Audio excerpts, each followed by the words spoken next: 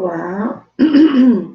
Em Ciências, no dia 4/11, faremos as páginas 22, 23, 24, 25 e 26. Então, começamos com a unidade 8, que fala o que posso ver no céu.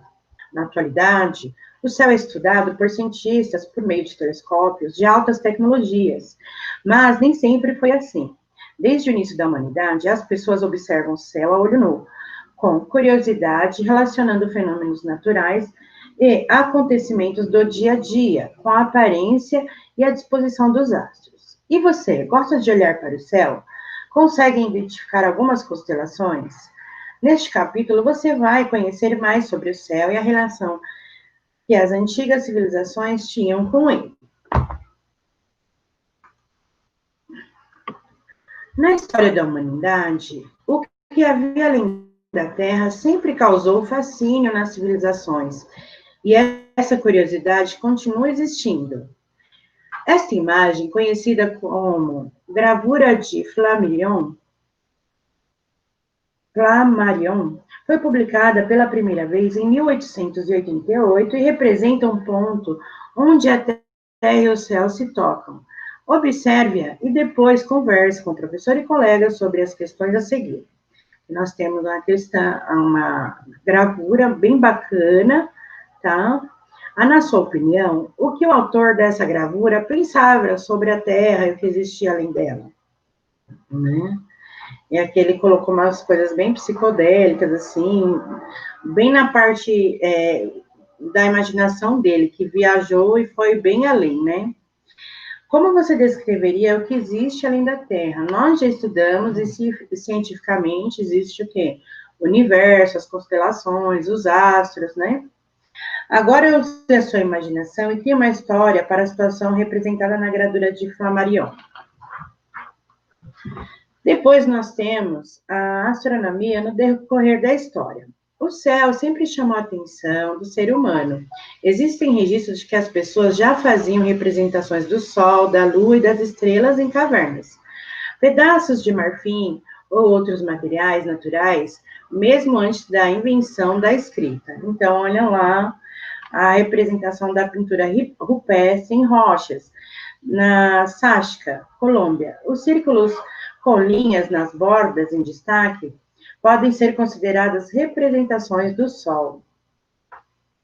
Então, vamos lá. Há cerca de 2.000 anos antes de Cristo, na região onde atualmente fica a Inglaterra, foi construído um monumento curioso. Nessa construção, as rochas chegam a pesar até 50 toneladas. E ainda assim, cada uma delas foi cuidadosamente posicionada para se arranjarem em formato circular. Em formato circular.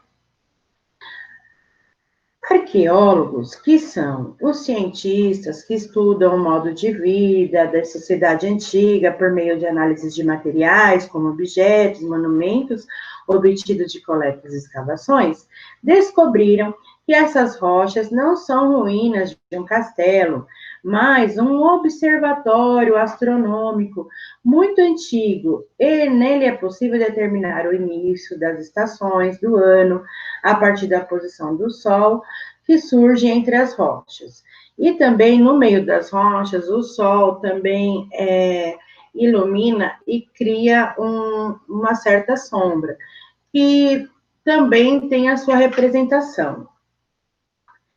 Stonehenge é um observatório astronômico muito antigo, em formato circular, na Inglaterra. Tem o RA, caso vocês queiram observar.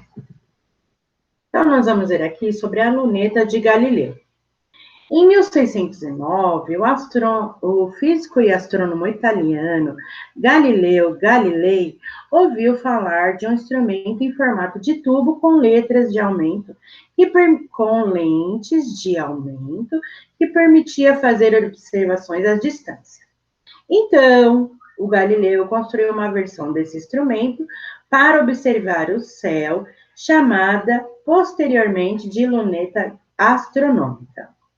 A luneta astronômica construída por Galileu funcionava a partir de duas lentes, que faziam com que o astro observado fosse visto em tamanho aumentado. As lunetas também são chamadas de telescópios refratores. Continuando, a luneta de Galileu fazia com que os corpos celestes parecessem até 30 vezes mais próximos. Esse aumento foi suficiente para que ele observasse pela primeira vez as crateras da Lua e descobrisse os 4 maiores satélites naturais girando ao redor de Júpiter. As descobertas de Galileu foram essenciais para a expansão do conhecimento astronômico. Ele era contrário às ideias da sua época, especialmente aquelas que diziam que o Sol e os outros planetas giravam em torno da Terra. Galileu também fez descobertas importantes sobre os astros de nosso sistema solar. Por exemplo, com a sua luneta, ele visualizou manchas no Sol e registrou 4 das 69 luas de Saturno. Aqui temos uma imagem representativa, tá bom? Do Galileu e do que ele observou.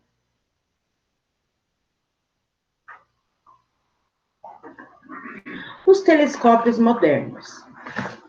Desde a época do Galileu, os instrumentos de observação astronômica continuam sendo aperfeiçoados. Com instrumentos mais modernos, os astrônomos observam astros cada vez mais distantes e com mais detalhes.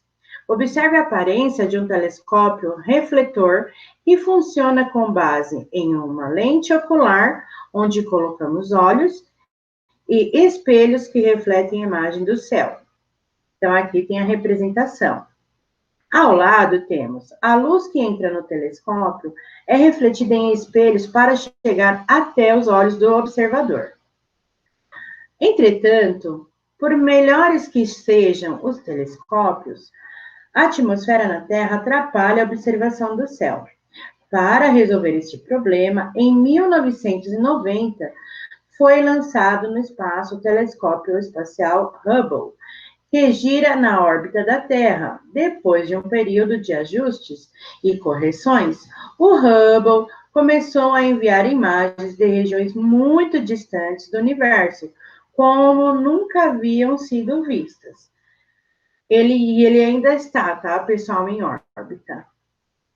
Então, são essas as páginas a serem trabalhadas em ciências no dia de hoje.